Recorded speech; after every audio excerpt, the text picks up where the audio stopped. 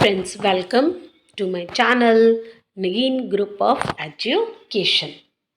So students, today we are discussing about the second theory regarding the shape of molecule, that is the valence bond theory, or you can also call this VBT.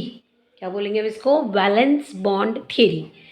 So student, in my previous lecture I have already explained the Vespers theory regarding the shape of the molecule, that is decided by the valence electron which is present in the outermost shell. And now we are discussing about the valence bond theory, and this theory is given by the Hitler and London and was developed by the Pauling and others. This theory is given by the Hitler and London, and this can be developed by the Pauling and its co-worker. Now अब ये valence bond theory, देखो अगर हम idea ले, valence bond theory हमें कहती क्या है कि जो वैलेंस बॉन्ड थियरी होती है, valence bond theory generally based upon the idea कि valence means valence electron which is present in the outermost shell, कि वैलेंस इलेक्ट्रॉन जो आउटर मोस्ट शेल में होते हैं किसी भी एटम के, वही बॉन्ड बनाने में क्या करती है, पार्टिसिपेट करती है. ठीक है, तो on the basis of this idea valence bond theory is depend. Now we know that, as we know that Lewis approach help in writing the structure of molecule. Lewis dot structures जब हमने सीखे तो हम किसी भी molecule का structure तो बड़े इजीली एक्सप्लेन कर सकते हैं, but it fail to explain the formation of chemical bond. लेकिन वो बिल्कुल भी ये एक्सप्लेन नहीं कर पाया कि जो दो एटम के बीच में जो बॉन्ड बनता है वो बनता ही कैसे है. It does not give any idea reason for the difference in the bond dissociation enthalpy. एक उसने किसके बारे में बताया कि bond dissociation enthalpies regarding difference, कि ये ऐसा डिफरेंस क्यों है. जैसे bond enthalpy of H2 that is 435.8, ठीक है, और इसकी बोन लेंथ कितनी है, 74 पिकोमीटर. फ्लोरीन की 155 kilo joule per mole, but distance is 144 picometre. Although both have the single covalent bond, F2 के बीच में भी सिंगल बॉन्ड है, H2 have also the single bond, but there is so much differences between the H2 and F2 molecule. H2 की अगर bond length देखें 74, जबकि F2 की बॉन्ड लेंथ देखें तो 144 पिकोमीटर. दोनों ही कोवलेंट है, दोनों ही शेयरिंग करके बनते हैं, है ना. It is form by the sharing of electron between the respective atoms. तो ये कोई आइडिया नहीं दे पाया कि उसने ये तो बड़े अच्छे से एक्सप्लेन कर दिया कि how the H2 is form, how the F2 is form, but does not give the idea regarding the bond between the different atom और द सेम एटम. सिमिलरली हमने इससे पहले वेस्पर थियरी पढ़ी थी. वेस्पर थियरी में geometry तो बता देती है ना, कि वेस्पर थियरी में ये तो बताते थे कि इसकी शेप इस पर्टिकुलर मॉलिक्यूल की किस वजह से कैसी शेप होगी. भाई बॉन्ड रिपल्शन की वजह से है, लॉन पेयर रिपल्शन की वजह से है, वो तो वो अच्छे से बताती थी, बट थ्योरेटिकली देखिए does not explain them and also it has limited application. लेकिन वो हमें ये एक्सप्लेन नहीं कर पा रही है कि जो बॉन्ड लेंथ है वो कितनी छोटी है या बड़ी है, या स्ट्रेंथ उसकी कैसी है. VSEPR theory does not explain this all this factors. तो इस प्रॉब्लम से ओवरकम करने के लिए, इन लिमिटेशन को ओवरकम करने के लिए this two important theories based on the quantum mechanical principle are introduced. अब एक और थियरी आई है, और वो अब कौन सी थियरी होगी, valence bond theory. And after this we will also discussing the molecular orbital theory, जो किसके ऊपर बेस्ड है, क्वांटम मैकेनिक्स के ऊपर बेस्ड है, that is a Schrodinger wave equation पर बेस्ड है.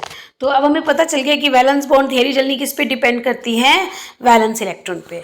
तो अब वैलेंस बॉन्ड थियरी क्या कहती है, a discussion of the valence bond theory is based on the knowledge of the atomic orbitals. कि जो वैलेंस बॉन्ड थियरी वो सिर्फ किस पे डिपेंड करेगी, किस बेसिक्स पे डिपेंड करेगी, एटॉमिक ऑर्बिटल पर, ठीक है, उसकी इलेक्ट्रॉनिक कॉन्फ़िगरेशन पर, उनकी ओवरलैपिंग क्राइटेरिया पर कि एटॉमिक ऑर्बिटल कैसे ओवरलैप करेगा, and hybridisation of the atomic orbital.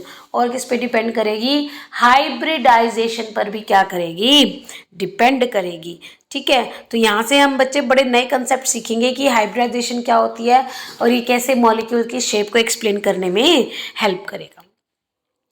ठीक है, and a principle of variation and superposition, a rigorous treatment of the valence bond theory in terms of these aspects is beyond the scope of this book. Therefore, for the sake of convenience, भाई easy देने के लिए हम सिर्फ इसका qualitative terms discuss करेंगे, non mathematically terms जो है वो ट्रीटमेंट करेंगे, हम इसकी मैथमेटिकल कंसेप्ट को स्टडी नहीं करेंगे. तो let's starting with this, let us consider the formation of hydrogen molecule. ठीक है, तो हम एक एग्जाम्पल लेते हैं for study this valence bond theory, taking the example of H2. ठीक है, तो जब हम H2 मॉलिक्यूल लेते हैं, let's start with the H2 molecule. अगर मैं देखूं कि suppose I have H2 molecule, ठीक है, H,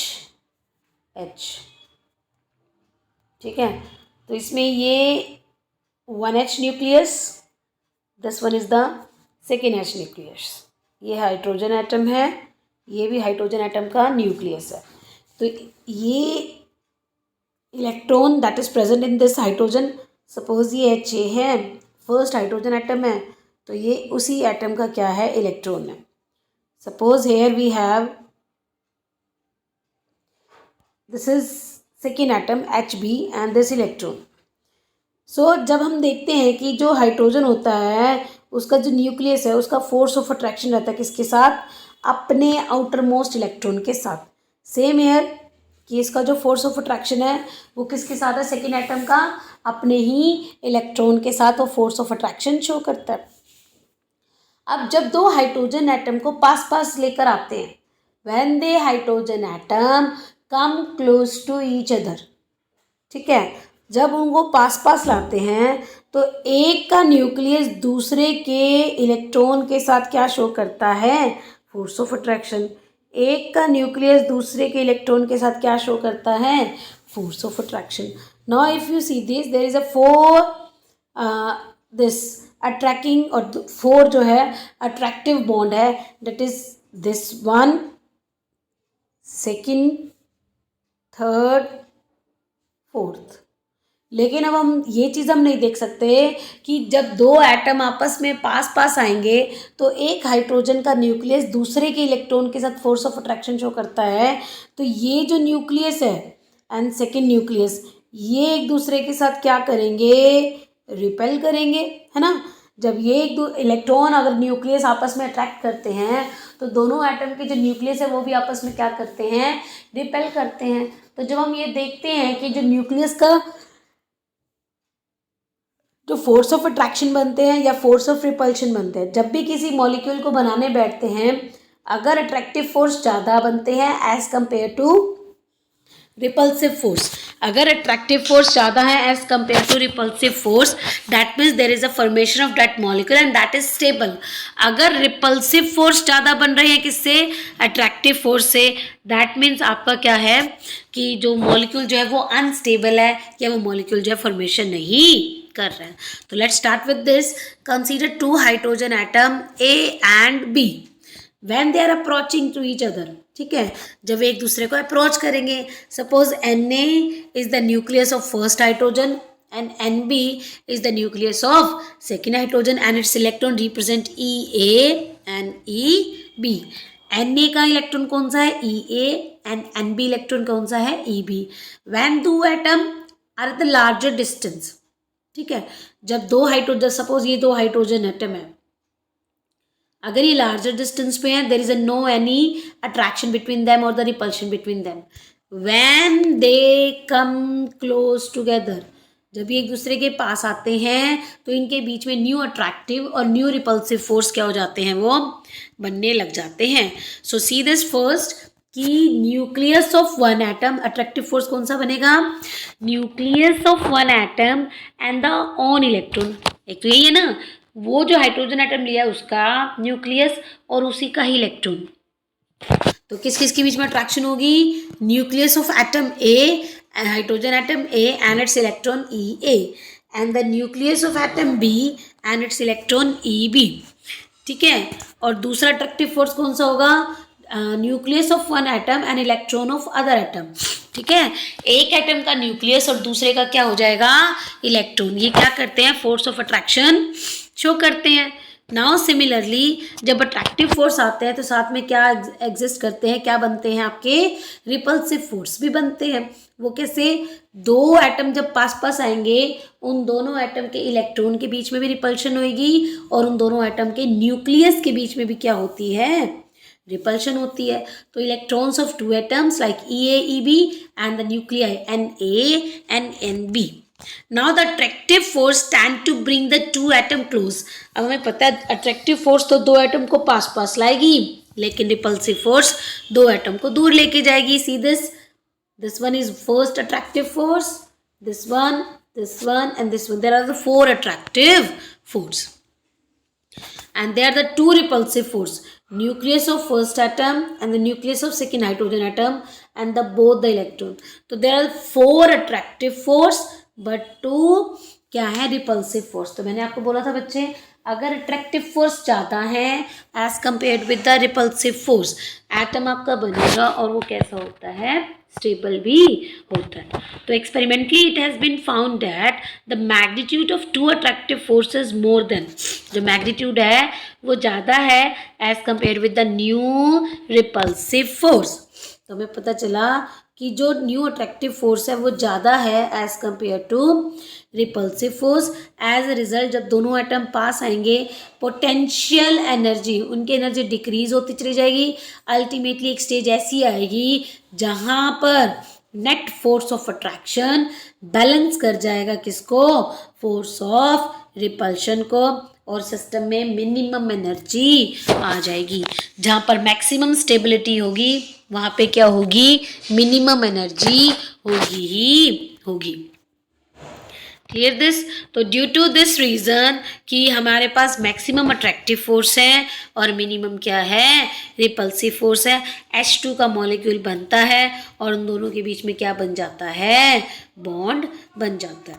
and the bond is will be of 74 picometer since the energy get released when the bond is formed। क्योंकि जब मॉलिक्यूल्स के बीच में या एटम के बीच में बॉन्ड बनता है तो क्या हो जाता है, उस टाइम पे मैक्सिमम स्टेबिलिटी है, मिनिमम एनर्जी आती है, मीन्स एनर्जी क्या आने लग जाती है, रिलीज होने लग जाती है। तो the hydrogen molecule is more stable then the isolated hydrogen atom. इसलिए हाइड्रोजन का मॉलिक्यूल ज़्यादा स्टेबल है किससे, एटम से, और उस टाइम पे जो एनर्जी रिलीज होती है उसी को हम क्या बोलते हैं, बॉन्ड एंथैल्पी। तो which is the corresponding to the minimum in this curve. Let's start with this curve कि that will be 435.8 kilo joule of energy is required to dissociate 1 mole of H2 molecule. अब हमें पता चला जब H2 molecule बन जाता है और अगर मुझे उसके बीच के बॉन्ड को ब्रेक करना है, सपोज ये आपका H2 मॉलिक्यूल बन गया और ये इसके बीच का जो बॉन्ड है, अगर मुझे इसे ब्रेक करना है तो मुझे इस H2 मॉलिक्यूल को कितनी एनर्जी देनी पड़ेगी, 435.8 किलो जूल। तो इसका मतलब जब दो हाइड्रोजन आपस में कंबाइन करते होंगे, फोर्स ऑफ अट्रैक्शन डेवलप करेंगे, तो उस टाइम पे इतनी ही energy that is 435.8 kilo joule energy क्या करती है, रिलीज करती है। तो let's start with this, that is the graph between energy versus internuclear distance. Means जब पार्टिकल, जब एटम पास पास आने लगते हैं तो जैसे जैसे वे पास आएंगे उसकी एनर्जी के ऊपर जो ग्राफ प्लॉट करेगी, कब ज़्यादा होगी कब कम होगी। तो लेट्स स्टार्ट विद दिस कि जब पार्टिकल एक दूसरे को अप्रोच करते हैं, सीधे जब पार्टिकल क्या करते हैं, एक दूसरे को अप्रोच करते हैं, ठीक है, जब क्या होता है कि जब मॉलिक्यूल आपस में क्या करते हैं, एक दूसरे को अप्रोच करते हैं, जब ये अप्रोच करते हैं तो उस टाइम पे देखो कितनी एनर्जी, जो डिस्टेंस कितनी ज़्यादा है और एनर्जी देखिए। फिर हम उसको धीरे धीरे पास लाते हैं, हम इसको क्या करते हैं, धीरे धीरे ओवरलैपिंग होती है, एनर्जी और डिस्टेंस जो होती है वो कम होने लग जाती है। धीरे धीरे जैसे जैसे पास आता है एनर्जी क्या करती है, कम होती जाती है, और डिस्टेंस देखिए, सीधे डिस्टेंस इन दोनों के बीच में ओवरलैपिंग होने की वजह से वो डिस्टेंस आ गया, and that will be the 74 picometre. अब ये वो एनर्जी है, वो है आपकी मिनिमम डिस्टेंस है जिस डिस्टेंस पर दो एटम के मॉलिक्यूल, दो हाइड्रोजन के एटम जो होते हैं आपस में कंबाइन करके एक स्ट्रॉन्ग बॉन्ड बनाते हैं, और कितनी डिस्टेंस है वो 74 पिकोमीटर की। लेकिन अगर अब इन दोनों हाइड्रोजन को अगर आप कोशिश करेंगे पास लाने की, अब इनके बीच में रिपल्शन फोर्स आ जाएगा, किसकी वजह से, न्यूक्लियस और इलेक्ट्रॉन्स की वजह से। फिर ये वापस से दूर हो जाएंगे और अल्टीमेटली कहाँ पहुँचेंगे, उसी डिस्टेंस पे पहुँचेंगे जहाँ पर इनको क्या थी, अट्रैक्शन थी, डेट इज 74 पिकोमीटर। ठीक है, तो now this is the energy. और जब वो 74 पिकोमीटर पे पहुंच जाएंगे तब तक तो एनर्जी डिक्रीज करती जाएगी, लेकिन जैसे ही 74 पिकोमीटर के बाद अगर हम उस दोनों हाइड्रोजन एटम को पास पास लाएंगे, उनकी एनर्जी रेगुलरली क्या करने लग जाएगी, बढ़ने लग जाएगी। और जहाँ एनर्जी बढ़ेगी वहाँ स्टेबिलिटी नहीं आती है। तो इसी को ध्यान में रखते हुए हम एक नेक्स्ट कंसेप्ट पढ़ेंगे, orbital overlap concept. Now orbital overlap concept मतलब कि ऑर्बिटल्स, ठीक है, orbitals means the electron that is present in the particular orbitals. तो in the formation of hydrogen molecule there is a minimum energy state between two hydrogen atom. वो कहते हैं कि जब भी H2 का मॉलिक्यूल बनाने बैठोगे ना, तो एक मिनिमम एनर्जी की स्टेट आती है दो हाइड्रोजन एटम के बीच में, ठीक है। और so near that there atomic orbital undergo partial overlapping interpenetration. भाई जब आप दो हाइड्रोजन के एटम को पास लाते लाते लाते वो एक स्टेज ऐसी आती है जब वो ओवरलैप कर जाते हैं, और जब वो एक दूसरे के साथ ओवरलैप कर जाते हैं तब जो एनर्जी जो होती है वो सबसे कम पाएगी at the time of overlapping. Suppose ये पहली स्टेज जब एटम पास दूर दूर थे और पास आ गए, तीसरी स्टेज में क्या कर गई, वो ओवरलैपिंग कर गई। ओवरलैपिंग में ये मिनिमम डिस्टेंस आएगी जिसमें उसके बीच में क्या आएगी, फोर्स ऑफ अट्रैक्शन। नाउ अब इसको हम बोलेंगे जब वे ओवरलैप कर जाएंगे, now this is called the overlapping of atomic orbital. और जिसकी ओवरलैपिंग से क्या होगी, पेयरिंग होगी किसकी, इलेक्ट्रॉन की, और जिससे क्या बनेगा, bond. The extent of overlapping, जितने अच्छे से ओवरलैपिंग होगी उतने अच्छे से क्या बनेगा, कोवलेंट बॉन्ड मीन्स उसकी स्ट्रेंथ उतनी ही ज़्यादा होती है। तो it in general greater the overlapping stronger will be the bond form between the two atom. जितनी ज़्यादा ओवरलैपिंग होगी उतना स्ट्रॉन्ग क्या बनेगा, बॉन्ड बनेगा दो एटम के बीच में। Therefore according to the orbital overlap concept the formation of covalent bond depend, हमेशा अगर हम इस कंसेप्ट को पढ़ते हैं तो हमेशा कोवलेंट बॉन्ड किस पे डिपेंड करता है, जब एटम टू एटॉमिक ऑर्बिटल आपस में क्या करते हैं, ओवरलैपिंग करते हैं, ठीक है। Result by pairing of the electron present in the valence shell having opposite spin. Pairing भी तभी होगी जब आपके आउटर मोस्ट शेल में इलेक्ट्रॉन्स होंगे, लेकिन कैसे, अपोजिट स्पिन में। दो एटम जो आपस में कंबाइन करोगे उनके एट कैसे होने चाहिए, अपोजिट स्पिन में। तो अब next is the directional properties of the bond. अब डायरेक्शनल प्रॉपर्टी मीन्स बॉन्ड जब बनता है तो उसकी डायरेक्शंस कैसी हैं, किस डायरेक्शंस में वो बॉन्ड बनेगा। Now we have already seen the covalent bond is formed by the overlapping. अब हमें पता है जो कोवलेंट बॉन्ड बनता है वो किससे बनता है, ओवरलैपिंग से बनता है। अब हाइड्रोजन का आइटम जब बनता है वो भी ओवरलैपिंग से बनता है।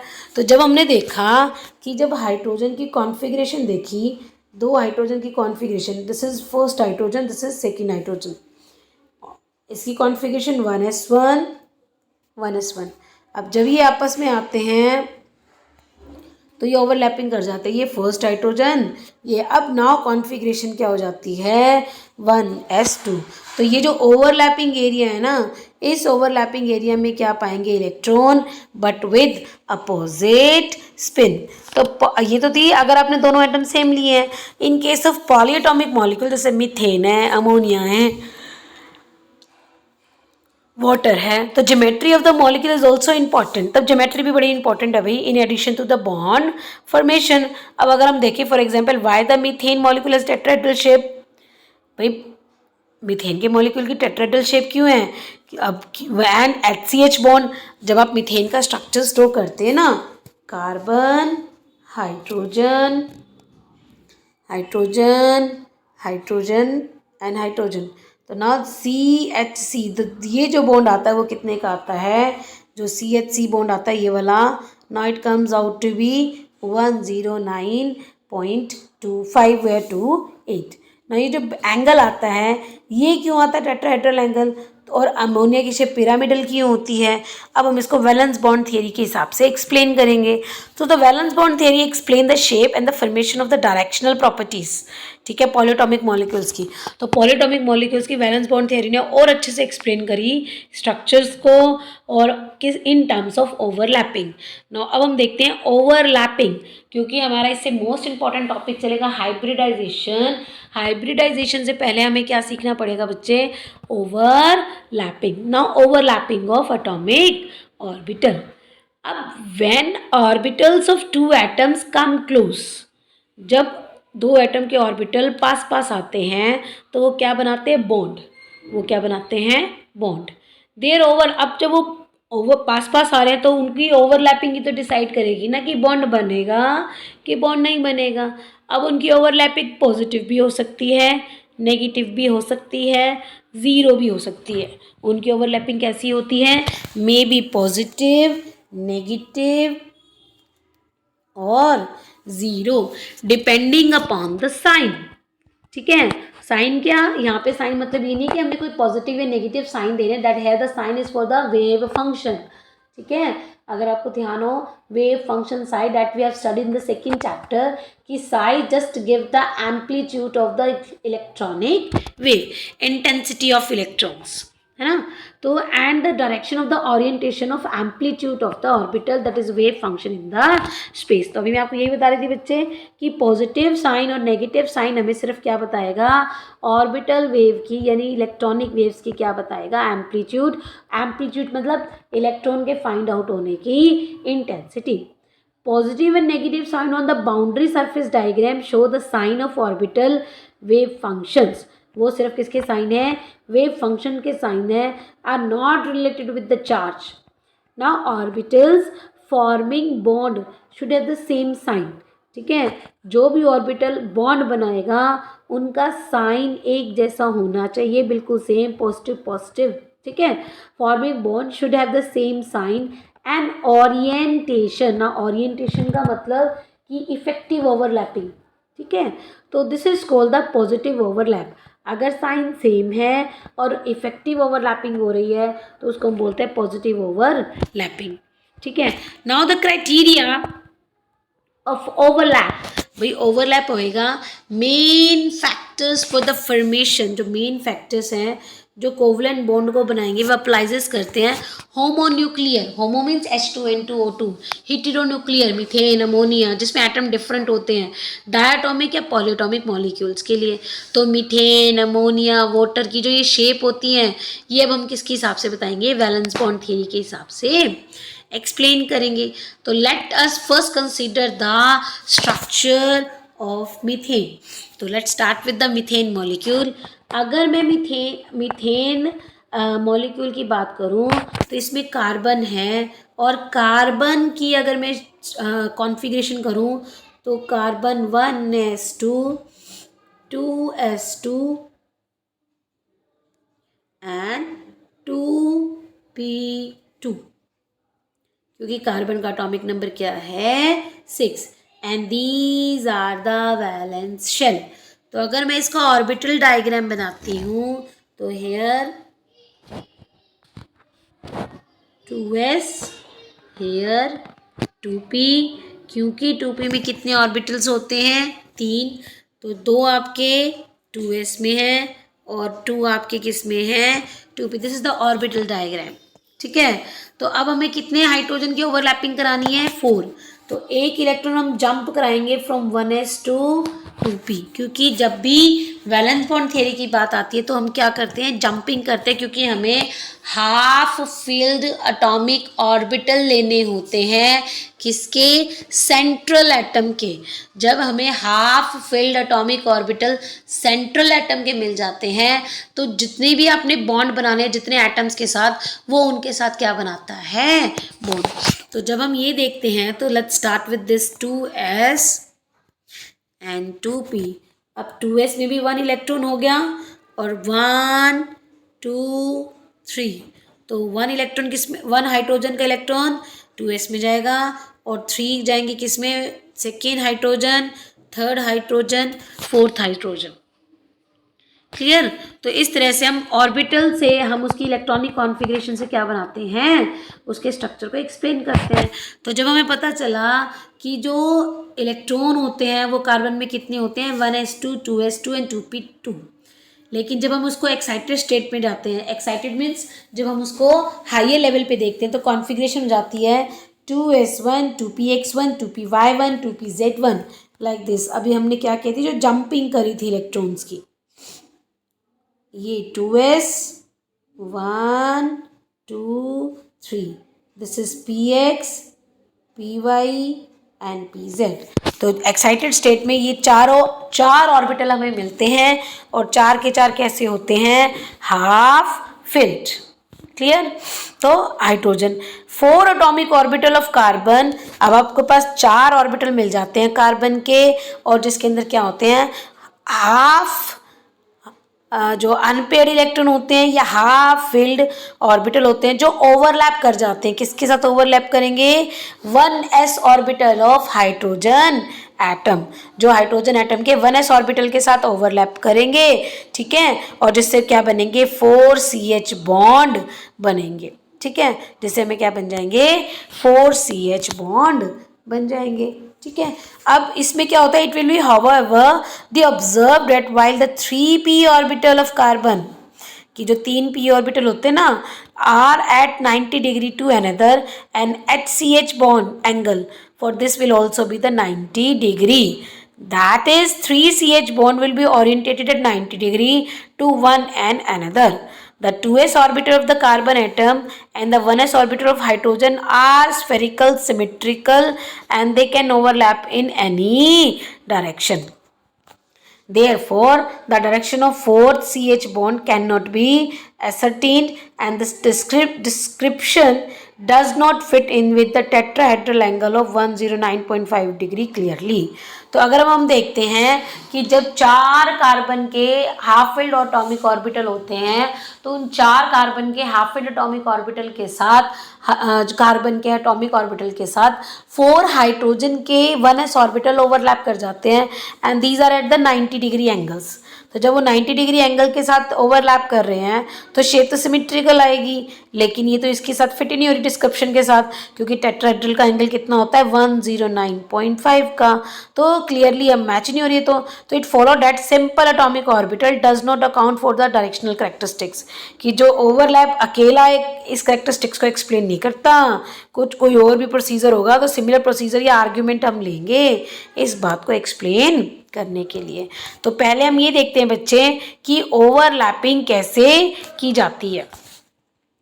नाउ देखें, this is the positive, this is 1p orbital, this one is the second p orbital, px and this is also px and same sign. अगर दोनों ऑर्बिटल एक जैसे हैं और साइन भी एक जैसा है तो उसको हम क्या बोलते हैं, पॉजिटिव ओवरलैप। लेकिन अगर मैं यही ऑर्बिटल लेती हूँ, ये भी px है, ये भी px है, लेकिन signs are different, one is positive one, तो इसको हम क्या बोलते हैं, negative overlapping. Now 1px 1s 1px, क्योंकि इसके ऊपर तो पॉजिटिव होता है क्योंकि उसकी तो ओवरलैप सबके पास इक्वली डिस्ट्रीब्यूशन ऑफ इलेक्ट्रॉन रहता है, और इसका भी px का भी हमने क्या ले लिया, this one is the px and this one is the s orbital. तो ओवरलैपिंग करेंगे तो इसको बोलते हैं पॉजिटिव। लेकिन अगर मैं x का तो ले लूँ माइनस px और ये आपका रहता है पॉजिटिव, तो ये क्या हो जाएगी आपकी negative overlapping. Now there is a one more, now this is called p y, this is called, this is the internuclear axis. तो जब आप इसकी ओवरलैपिंग करेंगे तो अब ये इफेक्टिव ओवरलैपिंग होगी P Y, that will be the P Y. Now अगर ये positive, this one is also positive, now this is called P Y overlapping. लेकिन अगर आप इसी का ही क्या कर दें, साइन चेंज कर दें, हम क्या करें, साइन चेंज कर दें, पॉजिटिव नेगेटिव नेगेटिव पॉजिटिव, तो यहाँ पे आपकी क्या हो जाएगी, negative overlapping. Same overlapping you can also done with the P Y. ठीक है, तो this one is the P Y P Y and this is also P Y. अगर इसकी पॉजिटिव पॉजिटिव साइन है तो ये होगी आपकी पॉजिटिव ओवरलैपिंग, लेकिन अगर ये आपकी कैसी साइन हो रही है, पॉजिटिव नेगेटिव नेगेटिव पॉजिटिव, तो आपकी कौन सी हो जाएगी, आपकी नेगेटिव ओवरलैपिंग। नाउ अब हमने पढ़ा था कि 3 तरह की ओवरलैपिंग होती है, या तो पॉजिटिव होती है, साइन एक जैसा है तो पॉजिटिव, साइन डिफरेंट करता है तो नेगेटिव, लेकिन जो इफेक्टिव बॉन्डिंग बनती है वो पॉजिटिव ओवरलैपिंग से बनती है। और एक होती है जीरो ओवरलैपिंग। जीरो ओवरलैपिंग का मतलब जब बॉन्ड बिल्कुल नहीं बनेगा, ये ओवरलैपिंग होगी ही नहीं। तो कैसे ये ओवरलैपिंग कौन सी, अगर मैं एक लेती हूँ पी एक्स और उसके साथ क्या ले लेती हूँ एस ऑर्बिटल, ये इंटरन्यूक्लियर एक्सिस, इनके बीच में कभी भी ओवरलैपिंग नहीं होगी। एक ओवरलैपिंग किसके बीच में दिखा रहे हैं, now this is P X and this one is the P Y, this one is the P X and this one is the P Y. तो पी एक्स और पी वाई के बीच में भी क्या होगी, इफेक्टिव ओवरलैपिंग नहीं होगी। क्लियर। तो यहाँ से अब हमें इस से प्रोसीजर को, इस आर्ग्यूमेंट को लेके अब हमें अमोनिया वाटर की शेप को जो क्या करना है, एक्सप्लेन करना है, और वाटर के बीच के एंगल को क्या करना है, एक्सप्लेन करना है। क्योंकि वैलेंस बॉन्ड थियरी, अब अगर हम ओवरलैपिंग करते हैं तो हमें पता है 90 डिग्री का एंगल बनता है, लेकिन एक्चुअली में इनका एंगल 90 नहीं होता। मीथेन का एंगल है 109, अमोनिया का एंगल है 107, और वाटर एंगल बनाता है कितने का, 104 का। Clear? Now next is the type of overlapping and the nature of the covalent bond. अब हमें ये देखना है कि जब दो एटम आपस में ओवरलैप करते हैं तो उनका बॉन्ड किस तरह का बनता है। Now the covalent bond may be classified into 2 types depending upon the type of overlapping. भाई ओवरलैपिंग कैसी हो रही है, उस बेसिक्स पे हम क्या कहते हैं कि 2 तरह के बॉन्ड बनते हैं। वन होता है सिग्मा बॉन्ड एंड वन होता है pi bond. Now what is sigma bond, अगर दो एटम जब ओवरलैपिंग कर रहे हैं और उनकी ओवरलैपिंग किसके थ्रू हो रही है, along the inter nuclear axis.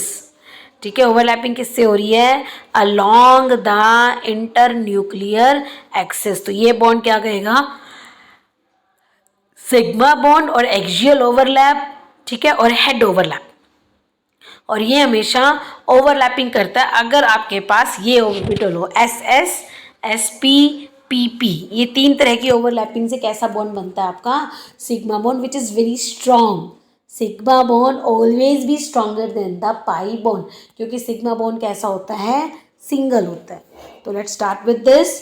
अगर हम देखें एस एस ओवरलैपिंग, यानी एक एटम का एस ऑर्बिटल, दूसरे एटम का भी एस ऑर्बिटल, जब वो दोनों एक दूसरे के पास आएंगे तो ओवरलैपिंग होएगी, और इस ओवरलैपिंग को हम क्या बोलेंगे, एस एस ओवरलैपिंग, क्योंकि S S overlapping along the internucleus होती है। एक है एस पी, ये आपका एस ऑर्बिटल और ये आपका पी ऑर्बिटल, और जब आप इनकी ओवरलैपिंग करेंगे तो वो आपकी क्या कहलाएगी, एस पी ओवरलैपिंग। और one is your P P, that means एक पी ऑर्बिटल और दूसरा भी क्या हो जाएगा आपका पी ऑर्बिटल। तो जब ये आपस में ओवरलैपिंग करेंगे तो इसको बोलते हैं पी पी ओवरलैपिंग। और पी पी ओवरलैपिंग में जनरली हम लेते हैं पी एक्स और पी जेड। पी जेड से क्या बनती है, इंटर न्यूक्लियर एक्सिस के थ्रू क्या बनता है, सिंगल बॉन्ड बनता है। इसलिए जो पी एक्सिस लेंगे वो कौन सी लेंगे, पी जेड एक्सिस लेंगे। Now next is the pi bond. अगर बॉन्ड बन रहा है दो एटम की ओवरलैपिंग से बन रहा है, लेकिन अब वो ओवरलैपिंग होती है sideways overlapping.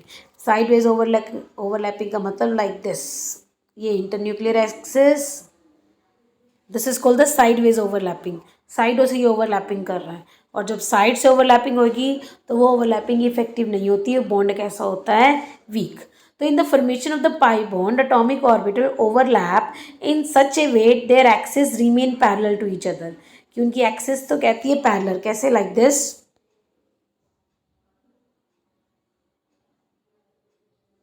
these are axes are parallel to each other and these axes are perpendicular to the internuclear axis.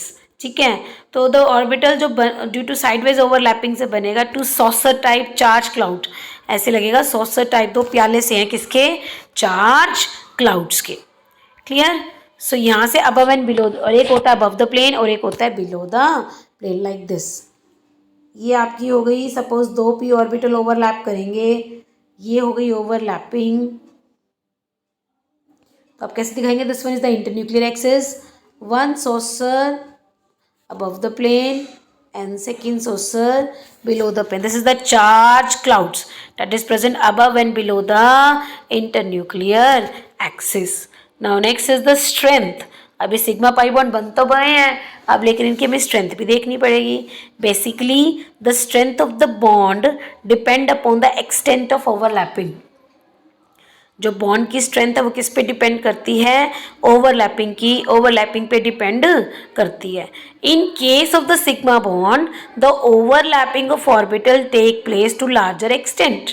भाई जितना ज़्यादा ओवरलैपिंग होगी ना उतना बॉन्ड स्ट्रॉन्ग बनेगा, और जितनी ओवरलैपिंग कम होगी बॉन्ड उतना ही क्या बनता है, वीक। तो स्ट्रेंथ हमेशा किस पे डिपेंड करती है, इन ऑर्बिटल के ओवरलैपिंग पे करती है। In case of sigma bond the overlapping of orbital take place to a larger extent. ठीक है, एक लार्ज एक्सटेंट से ओवरलैपिंग होती है, hence it is a stronger as compared to the pi bond where the overlapping occur to a smaller extent. Further, it is important to note that in the formation of multiple bond, जब हम multiple bond बनाते हो between two atoms of molecule के बीच में pi bond बनता ही बनता है। तो अगर आप बात करें सिर्फ सिंगल बॉन्ड है तो वो बॉन्ड बनता ओनली इंटरन्यूक्लियर एक्सिस पे जो एटॉमिक ऑर्बिटल होते हैं उनके ओवरलैप से, लेकिन जब बॉन्ड बनते हैं डबल या बॉन्ड बनता है ट्रिपल तो उसमें एक बॉन्ड हमेशा पाई जरूर होता है और एक बॉन्ड कैसा होता है, सिग्मा। और जब ट्रिपल बॉन्ड की बात करते हैं two bonds are pi and one is sigma. Clear. तो यहाँ से हमें पता चलता है कि जब मल्टीपल बॉन्डिंग होती है in this with sigma bond there is also the formation of the pi bond. So student, I hope you understand the concept of this overlapping. Clear? अगर आपको मेरा लेक्चर पसंद आया बच्चे तो आप मेरे वीडियो को लाइक कीजिए, शेयर कीजिए, सब्सक्राइब कीजिए। Okay, thank you.